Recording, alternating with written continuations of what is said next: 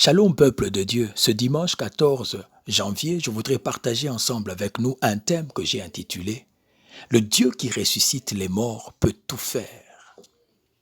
Lorsque la poursuite de vos objectifs, rêves, quitte le qualificatif difficile pour devenir impossible, lorsque la situation paraît sans issue, vous êtes dans le bon. Ne désespérez pas. Pourquoi?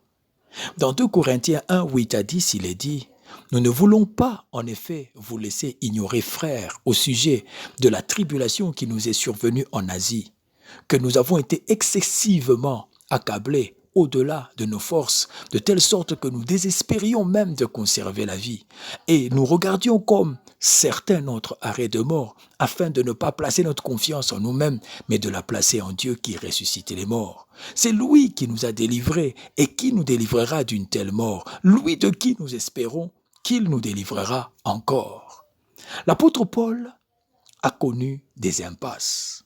La tribulation était cependant si dure que Paul en était fortement accablé. L'épreuve était tellement au-dessus de sa résistance naturelle qu'il avait désespéré de conserver la vie. Et pourtant, c'est lui qui nous dit qu'aucune épreuve ne dépasse notre capacité à tenir. Une version anglaise de la Bible propose cette paraphrase. À cette époque, nous étions complètement abattus. Le fardeau était tel qu'il nous paraissait insupportable. Nous pensions même que c'en était fini de nous. La perspective qui s'offrait à l'apôtre était si sombre qu'il se considérait déjà comme condamné à mort. Si quelqu'un lui avait demandé quelle sera l'issue, la vie ou la mort, il aurait certainement répondu la mort. Dieu avait permis à son serviteur d'en arriver à cette extrémité pour qu'il apprenne à ne pas placer sa confiance en lui-même, mais en Dieu qui ressuscite les morts. Autrement dit, Dieu intervient sur ceux qui me dépassent de loin.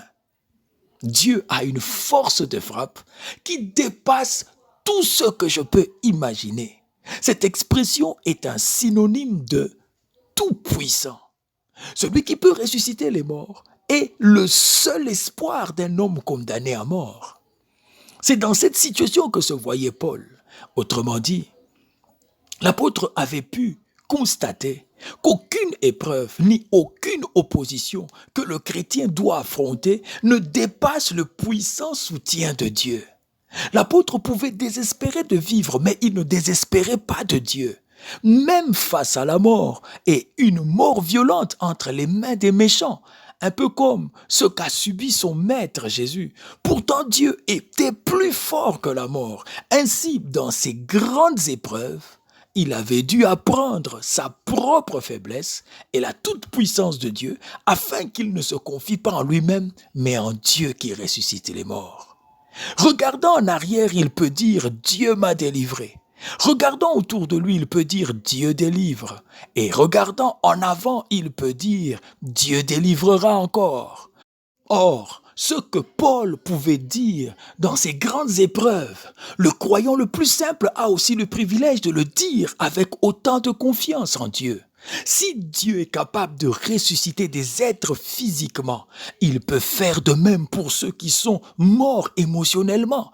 Il peut faire revivre un mariage, une carrière. Il peut nous délivrer d'un problème de santé. Si Dieu peut ressusciter les morts, il peut tout faire. Dieu avait promis à Abraham de faire de lui le père d'une nation. Mais après cela, Abraham dut attendre d'avoir 90 ans pour engendrer son premier enfant. La Bible montre que la situation d'Abraham quitta le qualificatif de difficile pour devenir impossible. Considérant son corps, il dit impossible.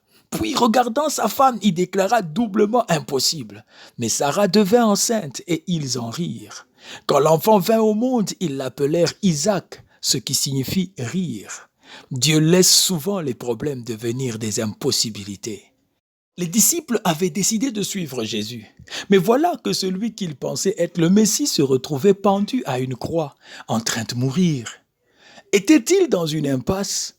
Pendant 3 jours, tout portait à le croire. Puis Jésus sortit du tombeau. Face à une situation sans issue, vous pouvez vous demander, Seigneur, que se passe-t-il? Ai-je mal compris ta volonté? Ai-je mal compris ton plan? Suis-je passé à côté de ta vision? N'oublions pas que les impasses font partie du plan de Dieu pour nous. Alors, quelle est la meilleure réponse à une impasse? C'est lui qui nous a délivrés et qui nous délivrera d'une telle mort. Lui de qui nous espérons qu'il nous délivrera encore. 2 Corinthiens 1 au verset 10. Paul est persuadé que le Dieu qui l'a délivré hier est capable de le délivrer jour après jour et qu'il le délivrera jusqu'à ce qu'il soit définitivement à l'abri des persécutions et des tribulations de ce monde. Si Dieu peut ressusciter les morts, il peut tout faire. Que Dieu nous bénisse.